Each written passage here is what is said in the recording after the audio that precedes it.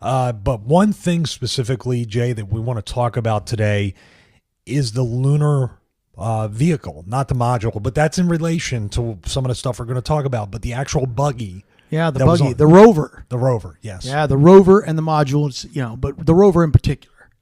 Yeah, we want to talk about the rover. You want to go through the process, and we actually have an article from Popular Science. Popular Liars, Science.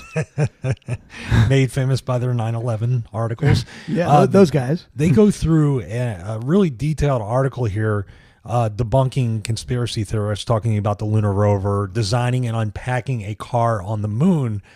And once again, just like some of the 9/11 stuff, they sort of raise more questions than answer the questions they're trying to snuff out the fires about.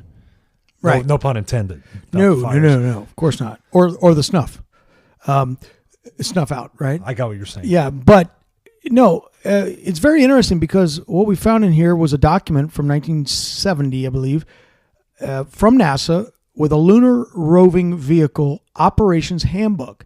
And they had this nice little 6-step diagram, A through F, just like putting together a quick little play set for the kids that you bought at Walmart. This is right? more detailed than what IKEA tells you to do. True that. You're right. But this actually tells you in 6 easy steps how to set up your module, your rover, how to unpack it from the lunar module and have a ready-to-go buggy in 6 easy steps. And one thing you'll notice is that as the astronauts, it takes 2 of them to pull the cables down. As they pull it down and it pops open, as it hits the surface of the moon, the wheels are already on, according to this diagram from NASA. But when we look at the picture of the buggy, what do we see? Well, let's back up 1 second. I have a question about this 463-pound vehicle. And there was that Rocketdyne scientist that talked about Neil Armstrong test flying the LEM, the lunar landing module, and he said if you just move your butt like a quarter of an inch, you're gonna. And he actually ejected in one of the test flights of that. So you put however many astronauts that are anywhere from 150 to 185 pounds, let's say, at the time. And then you put a vehicle that weighs almost 500 pounds in there. Now I saw pictures of it. I couldn't see where you would even store a vehicle that size, folded up or not. No, that's the first question before we even get to the rover being. I keep wanting to say module too. I know. Before getting the rover onto the surface, getting it up there and having, the thrust and having the power to do something like that. Yeah, and I read somewhere where they actually, speaking of the thrust and the power and the trajectory, if you will, and how sensitive it was. I read somewhere that on one of the Apollo missions, they left the rover on the moon. And I'm thinking to myself, okay, so on the way back in the module, you're 500 pounds lighter. Correct. So that wouldn't affect your trajectory at some point? I don't know. I think it would, right? Because you're coming down with the rover and the 2 astronauts. You're going up without the rover. Well, that's why it just miraculously went up without any thrust. Cool, right? That's why they didn't need the thrust, because they lost the buggy. Yeah, there was no crater or anything. So gotcha. But yeah, of course, naturally. But you pointed this out to me earlier, and I know other moon hoax theorists have as well. But when you look at several of these pictures of the buggy, we notice something about the tires and the moon dust. Well, there's 2 things. The number one thing which people know about is that there's no tracks. And what you described, which is how they unfolded and unpack the rover, there should be some tire tracks. Now, in relation to that, point number 2 or exhibit 2 of this is that none of these pictures are anywhere near the landing module. Yes. So you're not seeing any tracks, and you're not seeing the module where it was unpacked and rolled out onto there. So there should be, at least in most of these pictures, one which the Earth, my God, it looks photoshopped as hell. But yeah. Well, in looking at this, if you ask the guys at Popular Science or whomever, hey, where are the tracks? Their answer could be, well, it was set up right there and it hadn't rolled yet, right? Correct. But if that were the case, we can tell by this NASA diagram on how to get your little buggy out of the lunar module, then the module would be right there. I mean, it would be right there next to it, because the only time you wouldn't have those tracks is right when you pulled it out. So if that's the case, what'd they do? Move the module out of the way for the picture?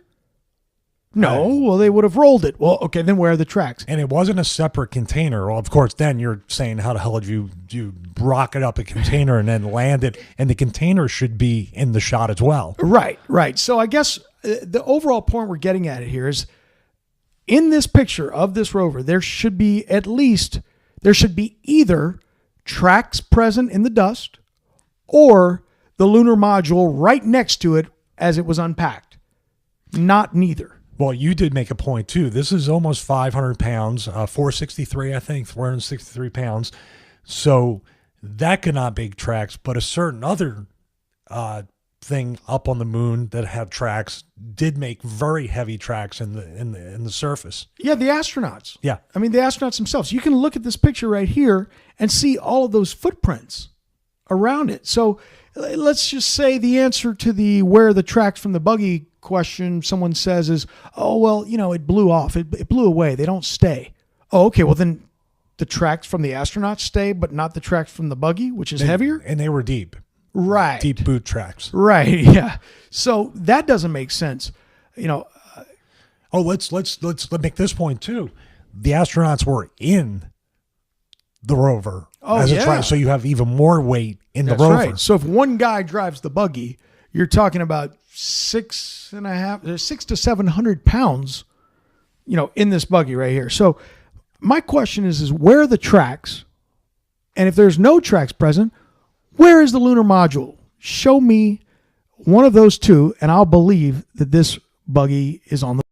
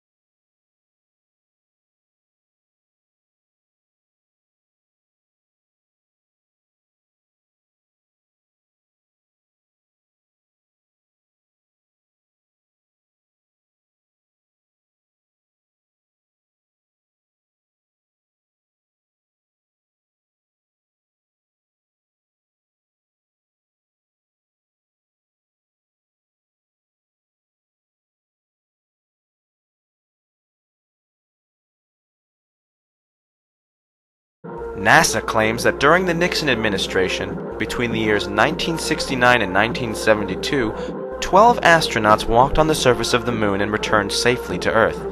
This event was even commemorated on 2 United States coins, the Susan B. Anthony dollar, which was minted from 1979 to 1981, and then again in 1999, and the Eisenhower dollar, which was minted from 1971 to 1978.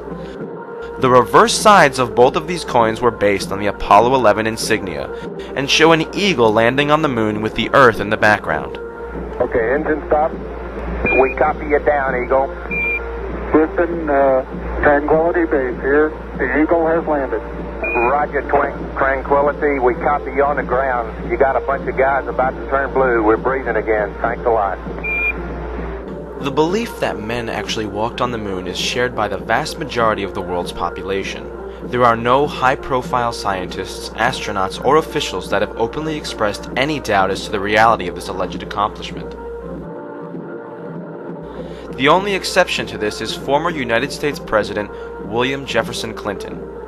In his autobiography, My Life, published in 2004, he states on page 156, "Just a month before, Apollo 11 astronauts Buzz Aldrin and Neil Armstrong had left their colleague Michael Collins aboard spaceship Columbia and walked on the moon, beating by 5 months President Kennedy's goal of putting a man on the moon before the decade was out. The old carpenter asked me if I really believed it had happened. I said sure, I saw it on television. He disagreed. He said that he didn't believe it for a minute, that them television fellers could make things look real that weren't. Back then I thought he was a crank. During my 8 years in Washington, I saw some things on TV that made me wonder if he wasn't ahead of his time." To simplify, what Clinton says is that a gentleman expressed doubt in the Apollo claims, and he wonders whether that gentleman was correct. Now, exactly what is a former two-term United States president doing, wondering about the authenticity of the greatest technological achievement in the history of mankind? An event that had marked the legacy of his own boyhood hero, JFK. We choose to go to the moon in this decade and do the other things, not because they are easy, but because they are hard. Obviously, he has some reason to believe that the moon landings were not authentic. If a former US president is wondering about the authenticity of the claim, does it not make sense that you should wonder too? One can imagine why a former president would not want to come right out and blow the whistle by unequivocally stating his true beliefs. But he did, probably for the sake of his legacy, want to have it recorded that he did subtly flag the issue for those paying attention, and he flagged it by using the old carpenter acquaintance to get his point across. Regardless of precisely how much time Mr. Clinton actually spends wondering about this, a closer examination of the claim reveals that to have performed such a feat in 1969 completely contradicts the evidence and otherwise offends common sense.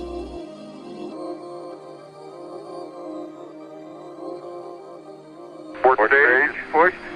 Engine arm is destined. Okay, I'm going to get the pro. 99, proceeded. 3, 2, 1. Ignition. Right away, Houston. Vector good. Ag start. Good over. The last alleged mission to the moon was Apollo 17, which NASA says took place in December of 1972. Since then, absolutely no country claims to have sent astronauts or even animals more than 400 miles above the surface of the Earth. In recent years, Space Shuttle astronauts completed a trip wherein they attained a maximum altitude of 365 miles.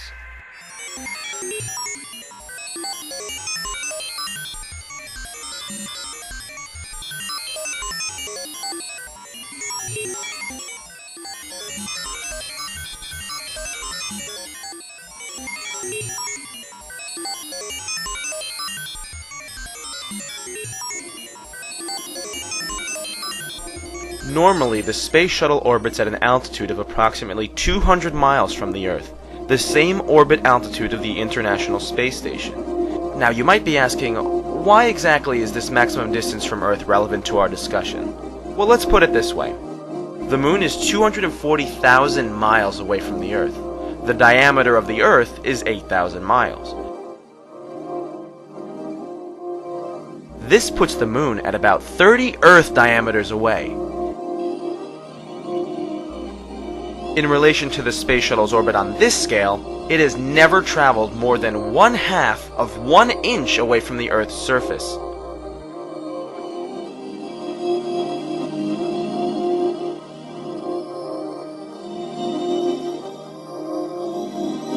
Six, 5, 3 main engines up and burning, 2, 1, and liftoff. Just getting into orbit is no small feat, as is illustrated by the fact that in all of recorded history, only 3 countries, the United States, China, and Russia, have been able to put a human just into orbit and never being more than 400 miles from Earth. The explanation for this has always been that, except for these 3 countries, every other country in the world has been too cheap and lazy to venture into just Earth orbit. In reality, the reason has to do with the difficulty in accomplishing this. This most of all drives home the point that NASA's claim of sending men on a 240,000-mile trip in 1969, some 600 times further than they can send men today, is just not plausible. Try to imagine the flight pattern of the Apollo moon missions. NASA says that 3 astronauts took off in a multi-stage rocket, and then 3 days later were in lunar orbit some 60 miles above the moon's surface, going about 4,000 miles per hour, or a little over Mach 6. Then, the spacecraft separated into 2 modules. 1 astronaut stayed in lunar orbit in the CSM. The other 2 flew down to the surface of the moon in the lunar module. 10 feet. Contact. Engine stop. Okay, Houston, the Challenger has landed. The first question that immediately comes to mind is how they were able to design a craft on Earth that would perform so well under quite different conditions on the moon, namely in a vacuum and in 1/6 gravity, without killing anyone. The Lunar Landing Research Vehicle used to train the astronauts for a landing had a jet engine, which of course would never have worked out in the vacuum of space. NASA's answer to this is that the simulator provided 5/6 or 83% of the propulsion to simulate the amount of thrust that the rocket engine would need to lift the craft while flying down to the surface of the moon. This would be using 83% of Earth's propulsion requirements to adjust for an environment with only 17% of the Earth's gravity? Explanations such as this certainly drive home the point that no matter how convoluted, they will always have a rationalization for everything. By 1961, Nazi rocket scientists such as von Braun maintained a close relationship with President John F. Kennedy as he moved to fulfill his promise to land Americans on the moon before the end of 1969.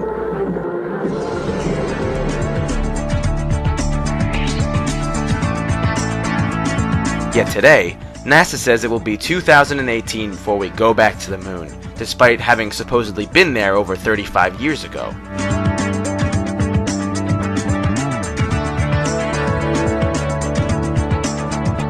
It is time for America to take the next steps. Today I announce a new plan to explore space and extend a human presence across our solar system. We will begin the effort quickly, using existing programs and personnel. We'll make steady progress. 1 mission, 1 voyage, 1 landing at a time.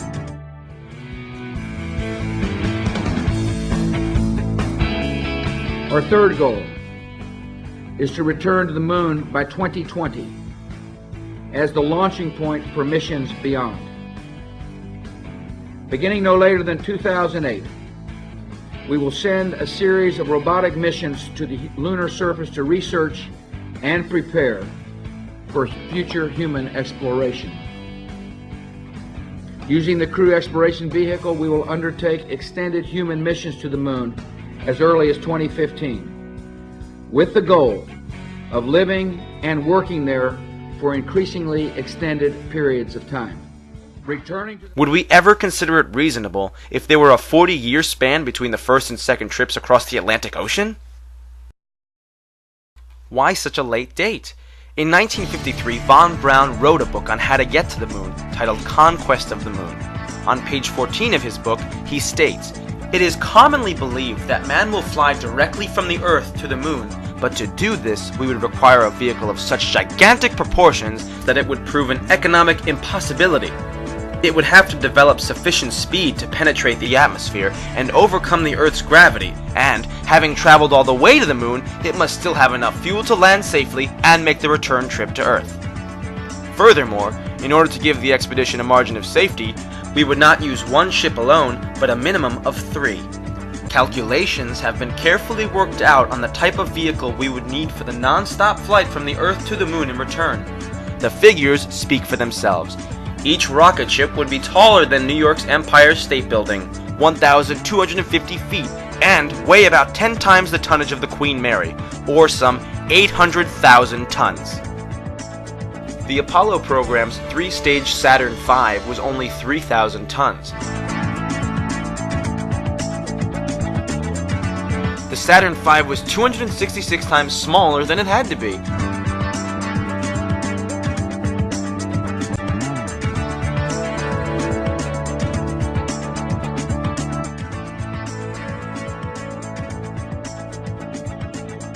Von Braun was certain that the way to get to the moon would first require that a space station be built, with the rocket parts being ferried there for final construction.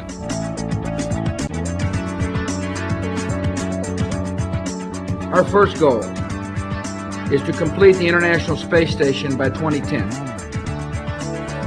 We will finish what we have started. We will meet our obligations to our 15 international partners on this project.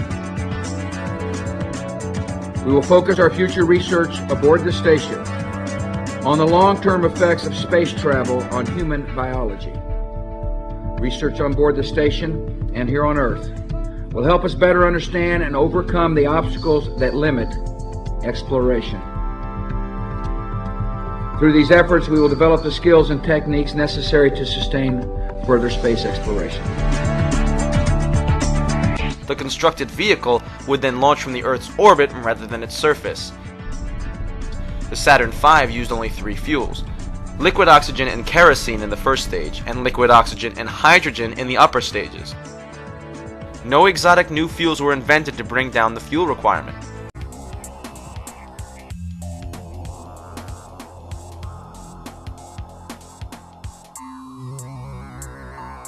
I've got a book telling me I didn't go to the moon, that thick, okay? There's a book there when you can't see stars in the daytime and the shadows in around. I don't give a damn about all that. Remember too, while the thousands of NASA employees did help them achieve Earth orbit, beyond that, all information fed to the press and public was from the government, and there was no independent reporting. That's one small step for man, one giant leap for mankind. But is there a smoking gun? Yes, there is. It has to do with the camera shots of the Earth. Hello, Apollo 11. Houston, Goldstone says that the TV looks great. Over.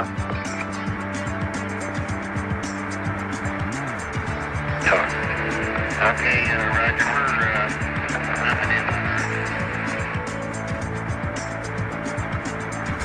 Hello, Apollo 11. Houston, did you copy? Over. Although it is likely that the astronauts were on the Saturn V rocket when it took off, it seems that they stayed in low Earth orbit for the duration of their missions. This provided them with the zero-gravity filming environment, which would be what one would expect on a trip to the moon. They may also have done dives in a KC-135 to get the zero-gravity shots.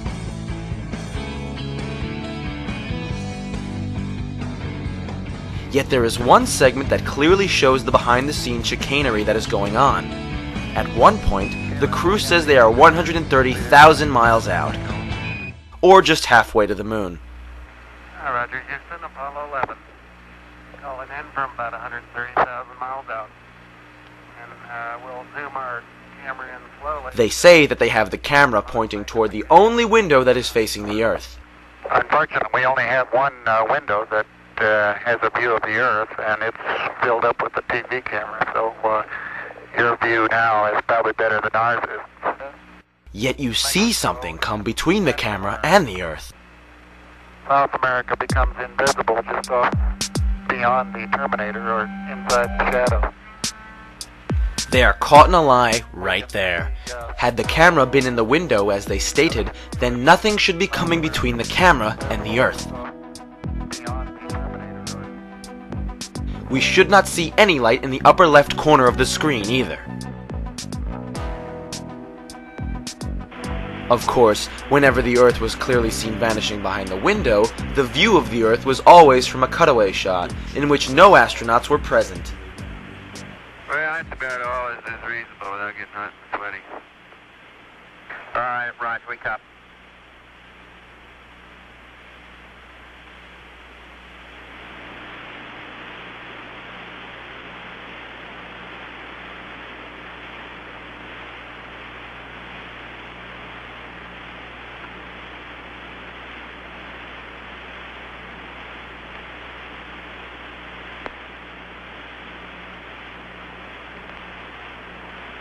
In this circumstance, it was probably a globe on the outside of a mock command capsule in a studio environment. But in this other video, it is easy to see how a different method of trick photography was used. They had placed a transparency over the window to make the window look like the Earth. You can actually see a corner of this transparency pulled away from the window when the lights come on.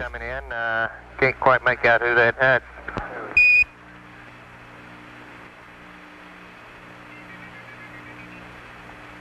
That's Big Mike Collins there. Well, you got a little bit of... Yeah, hello there, sports fans. You got a little bit of me, plus Neil's in the center couch, and Buzz is doing the camera work this time. Roger, it's a little dark now, 11. Maybe a bigger f-stop might help.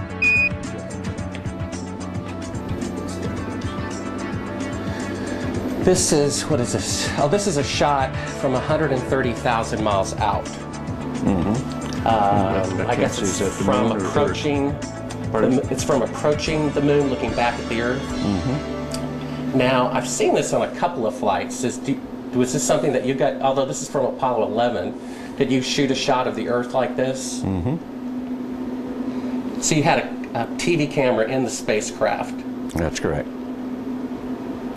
And this is, I guess, the Earth zoomed in at a distance. Yep, seems to be. They get shot a little bit halfway to the moon.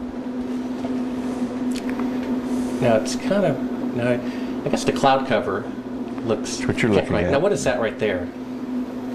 What is what? There's like an arm. It looks like hair on an arm getting in front of the window. Maybe somebody got their arm in front of it. Now I thought that was the arm of God moving across the Earth. I couldn't quite figure that out. I suspect that was the edge of the window, more than likely, that they were shooting at. What did the Earth look like from a great distance? There it is again, 130,000 miles out. About like that. So it's pretty small at the distance of the moon? Yes, but I think the better images are the Hasselblad images that have been taken on every flight and are the most published pictures in the history of the world. What is that in the top left?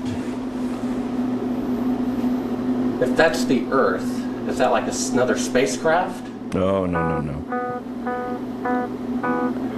That, I have no idea what that is. It's some aberration on the film of some sort. Oh, those are shadows, I think. Or reflections, probably reflections that are just reflecting. Run that back again so we get another shot of it. If you're going to press me on this, I'm not going to talk to you anymore because I won't pursue this. All of this attempt to say the Apollo programs were fake is just sheer nonsense. And you can talk till hell freezes over and you're wrong. Okay? Well, would you affirm? I won't continue on this line. Okay, turn off the camera. Your interview is done. I've given you all the time I'm going to give you. Okie dokie. Good to meet you. I don't say it's a pleasure. Understand. Please get your ass out of my house. Okay. And you came here under false pretenses, and I think you're an asshole. Well, and if you continue this, and if you press us, I will personally take you to court. I hope that you do. I invite you to. I'm going to give you my card so you can arrange that. And I'm encouraging you to arrange. You're frankly not worth it. No, we have you on the record saying you'll take me to court. I hope you do. Because we have proof that would prove it in a court of law that Apollo 11 didn't go to the moon. And I think it's something that you should see. I don't say that lightly, believe me. I don't say it lightly. You have joking, sir. People can have fun. And maybe do that if they feel like they want to have a little fun on a trip to the moon. And as an independent producer, okay, we're heading out. Doing that is against moral ethics. Lying about going to the moon is a satanic lie of gigantic proportions. I don't hit people, but you're going to be on the deck unless you get... I'm heading out. I appreciate it. And get the hell out of the Black House. You get a gun and shoot them at them before they get out of the office? We have a video camera running if you want to do it. Right. That would be great footage for us.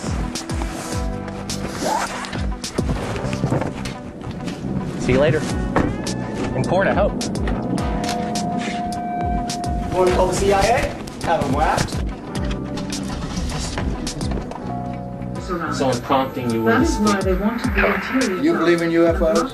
You believe we've been visited by? Well, why do you want to believe this? I know for a fact. I've had this analyzed, and this is the window, and it's dated by an atomic clock at the Goldstone tracking station, which is on the tape.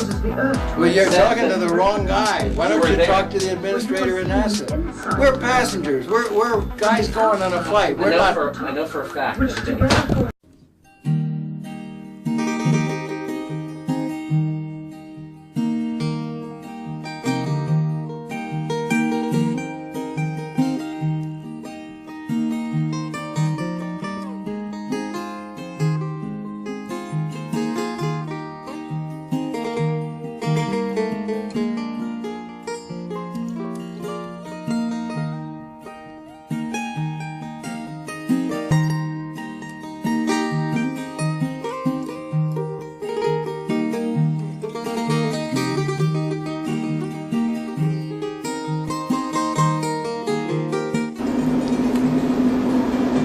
What did the Earth look like from a great distance? There it is again, 130,000 miles out. About like that. So it's pretty small at the distance of the moon? Yes, but I think the better image...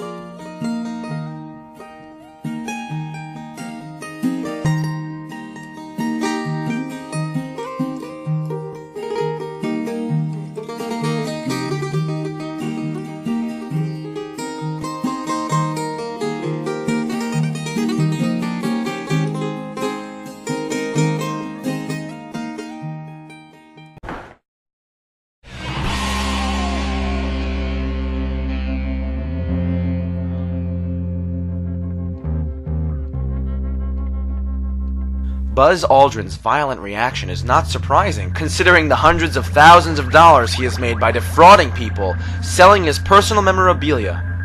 According to the winter 2008 issue of Heritage Magazine, in September of 2007, Aldrin sold the following items which he claimed were flown to the moon. A medallion for $15,535, a silver dollar for $31,070, a chart for $71,700, and a handwritten note for $179,250. Not all of the Apollo astronauts profiteer off this lie, but Aldrin is certainly the worst offender.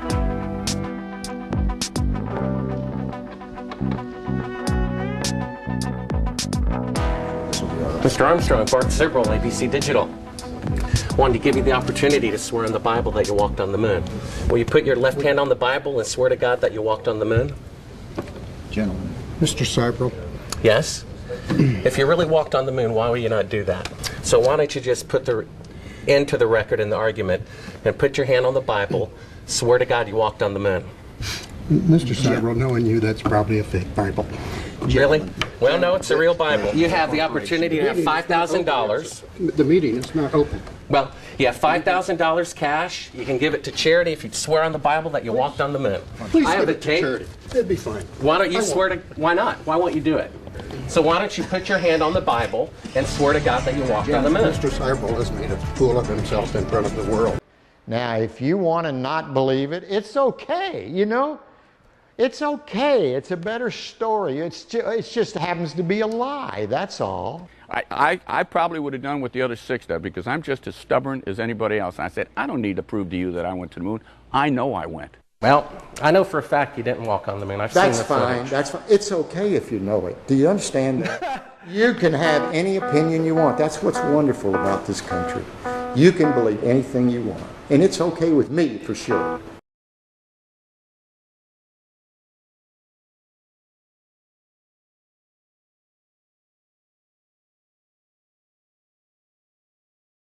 Mr. President, I do want to get right to the news of this week. Sure. The terrorism in Boston. Yeah. Many people have wondered if it took you right back to 9/11 when you heard it. Well, at first, I was deeply concerned that there might have been a organized plot. I don't know all the facts. I don't think we all know all the facts, but I was deeply concerned that this could have been another organized, highly organized attack on the country. And it still may be. Again, I don't know the facts, but I do know that it's really hard to protect the homeland. Now, if you want to not believe it, it's okay, It's okay. It's a better story. It just happens to be a lie, that's all. I probably would have done what the other 6 did because I'm just as stubborn as anybody else. I said, I don't need to prove to you that I went to the moon. I know I went. Well, I know for a fact you didn't walk on the moon. I've seen the footage. That's fine. It's okay if you know it. Do you understand that? You can have any opinion you want. That's what's wonderful about this country. You can believe anything you want. And it's okay with me, for sure.